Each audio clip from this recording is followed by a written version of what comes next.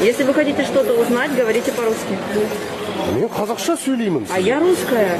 Тіл майданы тобының белсендісі Қуат Ахметовтің дүкенде қазақша сауда жасауға талпынғаны сол-ақ еді, Ресейдің шенеуніктері өре түрегелді. Қуат Ахметовке 50 жыл Ресейге кіруге тыйым салды. Біздің галстук таққан көкелер қорған бола ма дегенде, олардың айтқаны мынау. Проявление пещерного национализма.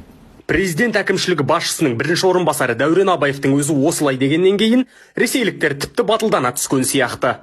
Енді Дума депутаттары өзге мемлекетте орыс тіліне сын айтқандардың және орыс ұлтын ұнатпағандардың Ресейге кіруіне тыйым салатын заң әзірлеп қойыпты.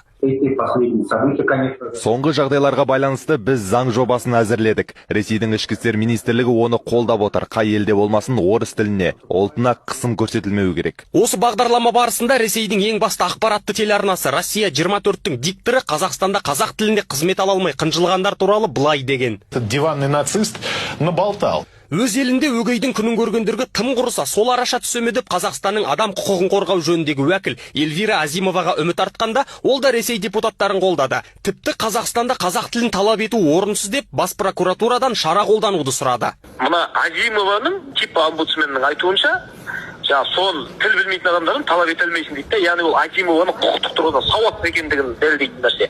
Кейбір адамдардың кейбір істері деп мәймөңкелетіп жазып отырған себеп сол. Ресейдің саясаткерлеріне ұнамды бағытта көріну мақсатында осылай жазып отыр. Ал заң не дейді өзі? Сатушы тауар туралы қазақ және орыс тілдерінде ақпарат беруге міндетті. Мемлекеттік тіл қазақ тілі. Ол мемлекеттің бүкіл аумағында қоғамдық қатынастардың барлық саласында қолданылатын тіл. Мемлекеттік тілді меңгеру Қазақстан Республикасының әрбір азаматының парызы. Ресей депутаттарына жауап береме деп біздің депутаттарды іздедік, таба алмадық. Ал байланысқа шыққандары ойда қырда жүрмінде бақталды. Тек өзі ақын, өзі депутат Мақпал Мұса Фейсбукке пост жазған. Бұл тек қана тіл майданы тобының ғана емес, өз елінде, өз жерінде жүрген әрбір қазақтың ұстанымы болуы заңда. Оларға осылай жауап берілуі керек еді. Оның орнына орыс тілін қорғаштайтындай болып, деңгейін мақтана айту ол үлкен қателік.